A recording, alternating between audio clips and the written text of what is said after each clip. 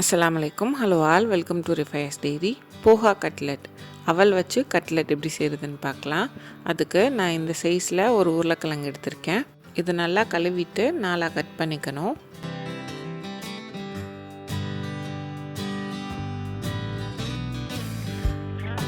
இந்த மாதிரி கட் பண்ணிவிட்டு எடுத்துருக்க உருளைக்கிழங்கு எல்லாத்தையும் குக்கரில் சேர்த்துக்கணும். உருளைக்கிழங்கு வேகிறதுக்கு தேவையான அளவு தண்ணி சேர்த்து கொஞ்சமாக உப்பு சேர்த்து இதை வேக வச்சுக்கணும். இப்போ உருளைக்கிழங்கு குக் ஆகிட்டு இருக்கும்போதே அவலை கழுவிடலாம். இந்த மாதிரி ஒரு ஜல்லடையில் நான் 1 கப் அவலை எடுத்திருக்கேன். இது கூட கொஞ்சம் கொஞ்சமாக தண்ணி சேர்த்து 2 தடவை கழுவிக்கணும். ரொம்ப பிணைஞ்சிடக்கூடாது, அவல் உடஞ்சிரும். இந்த மாதிரி லைட்டாக கழுவிக்கணும். அவலை கழுவினோன்னா அதுலேருந்து நிறைய டர்ட் வரும், அதனால தான் கழுவிக்கிறோம்.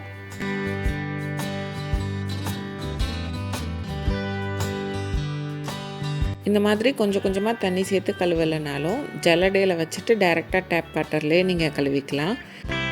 அவலை கழுவுனதுக்கப்புறம் பார்த்தோன்னா இந்த மாதிரி தண்ணி கிடைக்கும். இதை கீழே ஊற்றிடுங்க. நம்ம அவலை ஊற வைக்கணும்னு அவசியம் இல்லை. கழுவுனதுக்கப்புறமே நல்லா சாஃப்டாயிரும். நான் கையில் எடுத்து நசுக்கி காட்டியிருக்கேன்ல, இந்த மாதிரி கழுவுன உடனே சாஃப்டாயிடும். இப்போ அதை சைடில் வச்சுட்டு நம்ம வேக வச்ச உருளைக்கிழங்கு நல்லா ஆறுனதுக்கப்புறம் தோலெல்லாம் உரிச்சிட்டு இந்த மாதிரி சேர்த்துக்கலாம். நீங்கள் மேஷர் வச்சு மேஷ் பண்ணுறீங்கனாலும் ஓகே, இல்லைனா என்ன மாதிரி கையிலேயே கூட நீங்கள் மசிச்சு விட்டுக்கலாம்.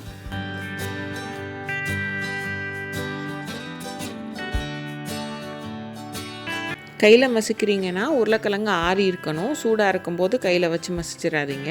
சூடாக இருந்ததுன்னா ஏதாவது ஒரு கரண்டியோ இல்லை மேஷரோ வச்சு மசிச்சுக்கோங்க. இந்தளவு உருளைக்கிழங்கு மசிஞ்சால் போதும். இப்போ ஒரு பவுலில் கழுவி வச்சுருக்க அவலை சேர்த்துட்டு இதையும் நல்லா மசிச்சு விட்டுக்கணும். ரொம்ப மசிக்கணும்னு தேவையில்லை, லைட்டாக உதிர்த்து விட்ட மாதிரி பண்ணிக்கோங்க.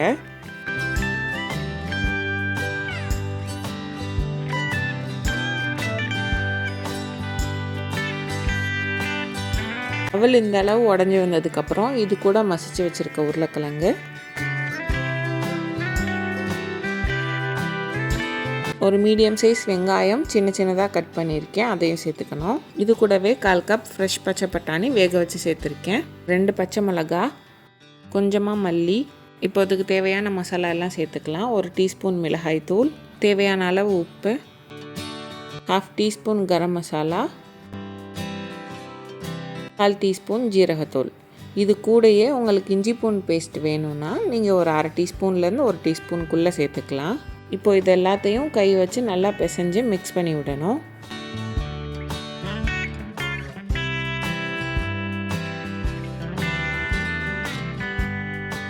ரொம்ப ஃபோர்ஸ் கொடுத்து அழுத்தி பிசையணும்லாம் இல்லை. போட்டிருக்க மசாலா, உருளைக்கிழங்கு மற்ற எல்லாமே ஒன்றா சேர்ந்து வர மாதிரி நல்லா மிக்ஸ் பண்ணி பிணைஞ்சிக்கிட்டா போதும்.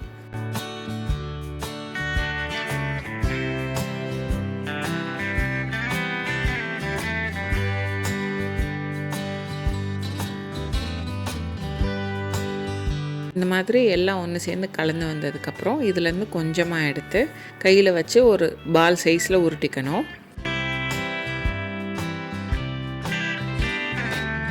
இந்த மாதிரி உருட்டினதை கையில் வச்சு அழுத்தினோன்னா கட்லெட் ஷேப் கிடைக்கும். இதை நல்லா சைட்லலாம் கிராக்ஸ் இல்லாமல் கரெக்டாக ஷேப் பண்ணி எடுத்துக்கலாம்.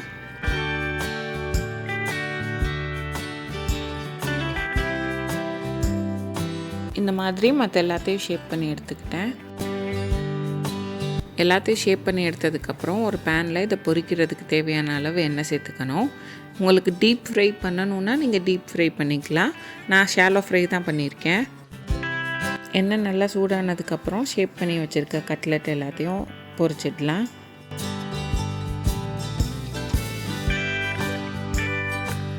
கட்லெட்டை ரொம்ப நேரம் குக் பண்ணணும்னு அவசியம் இல்லை.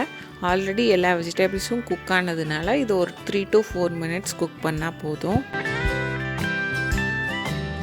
ஒரு சைடு வெந்ததுக்கப்புறம் இன்னொரு சைடு திருப்பி போட்டு அதுலேயும் இந்த மாதிரி கலர் சேஞ்ச் ஆன உடனே எடுத்துடலாம். உங்களுக்கு வேணும்னா நீங்கள் கட்லெட்டை ஃப்ரை பண்ணுறதுக்கு முன்னாடி பிரெட் க்ரம்ஸில் ஒரு கோட் பண்ணிவிட்டு அப்புறம் ஃப்ரை பண்ணிங்கனாலும் நல்லாயிருக்கும். இந்தளவு கலர் சேஞ்ச் ஆனதுக்கப்புறம் கட்லெட்டை எடுத்துடலாம். வெளியே நல்லா கிறிஸ்பியாக உள்ள சாஃப்டாக போஹா கட்லெட் ரெடி. ட்ரை பண்ணி பாருங்கள். ட்ரை பண்ணிவிட்டு எப்படி இருந்ததுன்னு கமெண்ட்ஸில் சொல்லுங்கள். இந்த வீடியோ பிடிச்சிருந்தா ரிஃபைஸ் டெய்ரிக்கு லைக் பண்ணுங்கள், சப்ஸ்கிரைப் பண்ணுங்கள், ஷேர் பண்ணுங்கள்.